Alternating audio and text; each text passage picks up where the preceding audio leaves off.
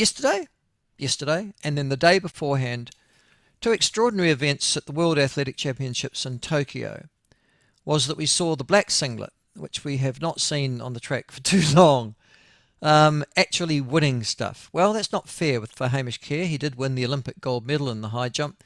It was an exceptional, and everybody thought, oh, a bit of a fluke. He hasn't been doing so well, it has to be said, on the World Athletics scene through the Diamond League recently, but in an extraordinary and deserved case, he won the gold medal in the high jump at the World Athletics Championships currently being run in Tokyo.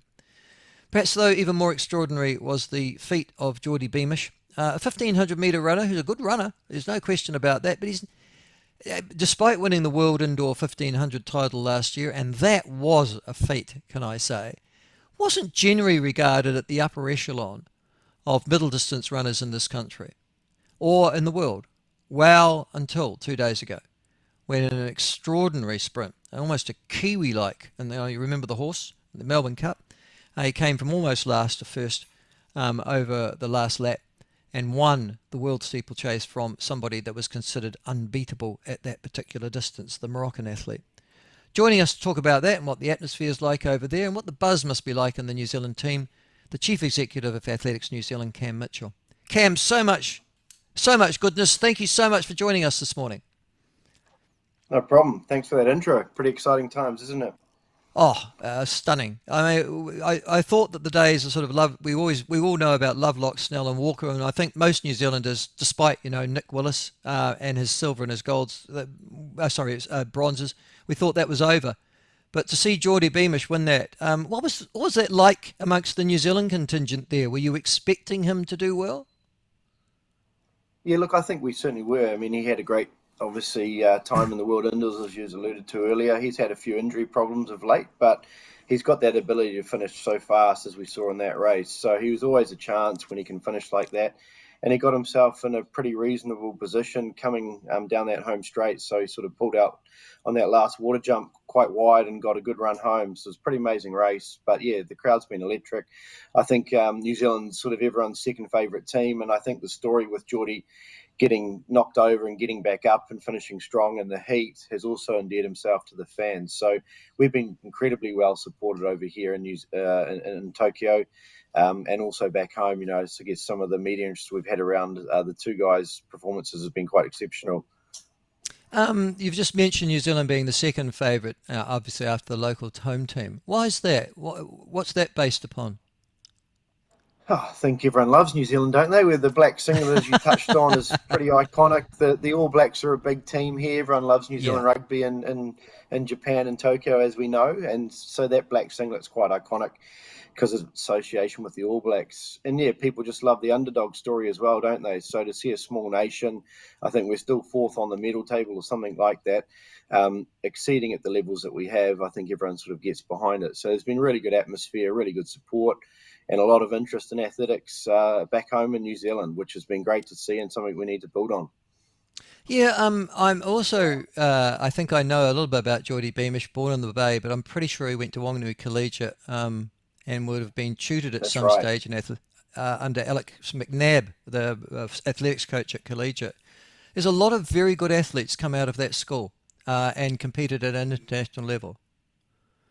Yeah, and look, Alex been the driving force behind that. I mean, Wanganui, as you'll know from your time there in the Cook's Gardens, it's a real athletics town, and Alec has been the driving force there alongside another gentleman called Russell Sears, who you may also know. So, yeah, the Cook's Gardens is still one of our main summer events. It's a big event, and you're right. There's a real proud history from that college through the work that those guys have done in particular in driving that sport forward in that region. Jordy's not young. I think he's in his late 20s. Was he 27, 28? Is that right? 28, yeah. And really, he didn't impress upon the New Zealand public consciousness. Well, even then, I guess it was fleeting with that amazing victory last year in the World Indoor 1500 metres. What's his background? Because he's been floating around for obviously a long time in athletics, but at this level, this elite level to achieve at this age, that's something extraordinary. Who do we attribute that to, apart from Jordy, obviously? Yeah, look, he's flipped, I guess, a little bit between the 15 and the steeple. He's sort of now landed on the steeple. So 23 was the first year he started running steeplechase. He had a really strong world championship then. He finished strongly. I think he finished sixth that year. And that was his first year running in that particular event. So 1500 is tough. I don't know if you saw the men's 1500 last night, but it was a hell of a race. And you had the world Olympic gold medalist, Ingebrigtsen, not even in the final. So yeah, he made the decision through his coach in America. So to switch and from there he's just pushed forward. He's had a couple of injuries recently, but he's had some pretty strong performances since 23 when he's been fit and healthy. And the World Indoor 1500 is one example of that. But he's part of a professional running group. So he went through the US college system, and he came out of the college system and went straight into the on running team. So that's a professional running team. If you think cycling, professional cycling team, very similar, where they've got a stable of athletes and they go and run circuits. And so he's part of the on running group. We've got another Kiwi that's now part of the on running group, Maya Ramsden, who's unfortunately injured, but a very promising 1500 meter runner who won the NCAA 1500 meter title 2 years in a row. So she's another one to look out for, certainly for LA. And so he's just been building steadily, and I think he's now found his event. His ability to finish so strongly is what sets him apart. So if he can stay with the race and stay with the pack, he's got that ability to maintain pretty high-end speed right at the finish there and come home strong. And so, yeah, he's building nicely into LA. He's still young. 28's not old. In this sport. And so, hopefully over the next couple of years, you'll see him really start to flourish and start to, I guess, produce these performances on a more consistent basis. The Moroccan, was it El Khalifi, is it his name, who apparently had dominated the steeplechase for a couple of years.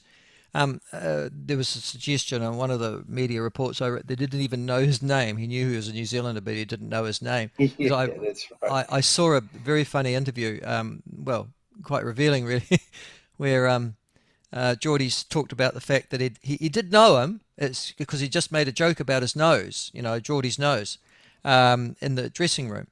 But I take it that Jordy's win has knocked that steeplechase world around, because they must have. I mean, if the Moroccan said he didn't know him or couldn't refer to him by name, then I'm presuming that Jordy wasn't seen as a principal threat by the leading athletes in that race. Yeah, look, I think that's fair, isn't it? When you've got the world champ with taking that sort of position. So, yeah, for Jordy to make that statement, I think is significant. And I think, once again, that resilience that he's shown in the heat too. A lot of people just get knocked down with less than 400 meters to go and think, gee, it's all over for me. But Yeah, the fact that yeah. he got up and finished so strongly, and he now sets himself with a really good opportunity to try and dominate and maintain that level of performance. And I guess if we reflect on Hamish's performance, that's what Hamish has been able to do. He's been able to go and win, I guess, Olympics, go and win Diamond Leagues, go and win World Indoors, and now to continue that form with the World Championship is very, very impressive. So it's hard athletics, as you'll understand. This is a truly global sport. There's 214 countries competing here. And, the level of competition is extremely high. So for a country like New Zealand to participate in what is a global sport and to do so well is exceptional and should be celebrated. Absolutely. There is a bit of an argument that the World Athletics Championships is actually harder than the Olympics. I think that's to do with eligibility and how you can get into it. Is that right? Or are they on the same level?